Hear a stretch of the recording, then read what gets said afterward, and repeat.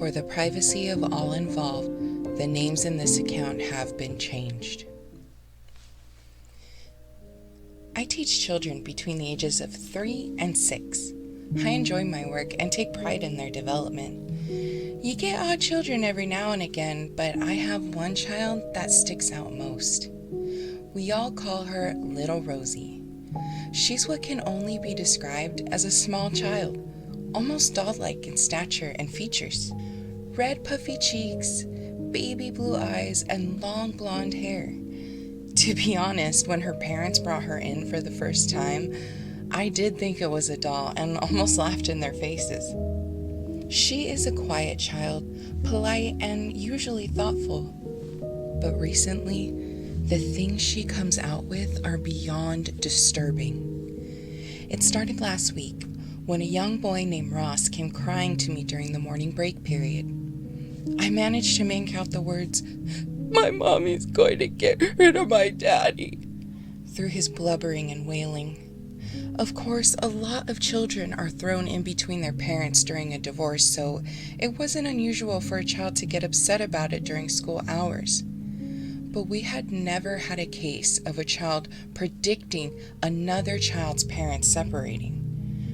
When I found out it was our well-mannered little Rosie, I was shocked and almost didn't believe it. I called in Rosie during the lunch break and sat her down at one of the wooden benches that the kids sit on to eat lunch. "Have I done something wrong, Mrs. Richards?" Her little dungarees and Aryan looks made her look so innocent. Despite her ability to melt the hearts of anyone she talked to, I powered through and confronted her about Ross. She straight out denied saying it. I asked patiently one more time, and she denied it again. Ross had no proof it was Rosie, so I let her go. Within a week, 5 more children came to me, all crying about things Rosie had said. Each time, they had gone progressively worse.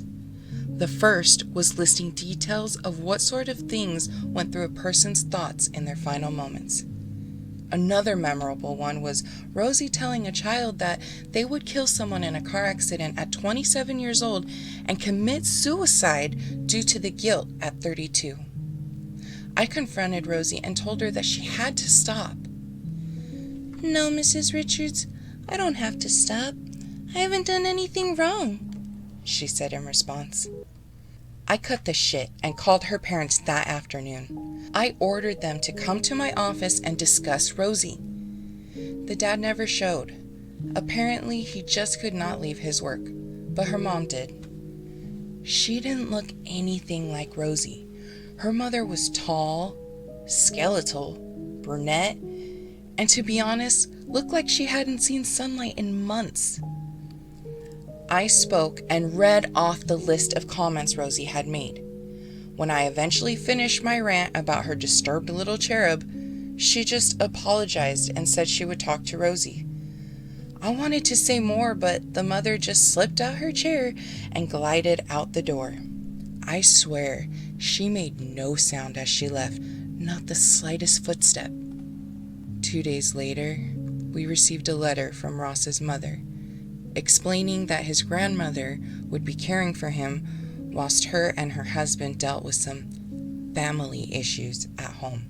Rosie has behaved for the past week. Her behavior has been out of the ordinary, though. She sits by herself, staring at the clouds and the sun. Well, the sky in general, to be honest. She came up to me at lunch and asked if she could talk to me about something. We went and sat at the bench I first confronted her on. Before I could ask what was wrong, she started spewing out facts about the First World War, Nazi Germany, ancient Greece, ancient Egypt, and facts that a child of that age could not have known. She even spoke in what seemed Arabic and then Latin. No one could have known what she was telling me. "Rosie!" I interrupted her. "Where have you learnt all this? Who has told you this? Was it mommy or daddy?" I was causing a bit of a scene. 2 other teachers on duty were giving me shifty eyes. Little Rosie's eyes locked with mine. The blue color almost seemed to be waving and swaying like ocean waves. "I saw it all myself, Mrs. Richards." The slightest smile was growing on her delicate face. "I know all that has and all that will." It was disturbing hearing such adult use of language coming out of her. I sat there absolutely starstruck. I could feel my jaw hanging open slightly. My lips were trembling. Rosie slid off the bench and landed on her feet. She brushed down her denim dungarees. "Mrs. Richards, please watch out for the man with the robe tonight. He's waiting in your bedroom." I just sat there, staring at her. She stood there smiling, her little face glowing under the sun. "I am not from this world, Mrs. Richards." Rosie spun on her heels, preparing to skip off. "Neither are you." I went home that night. I called the police on my way home. I told them I thought an intruder might be in my home. The officers went in first. When they came out, they sat me down and offered their apologies. My husband had hung himself in our bedroom around about lunchtime.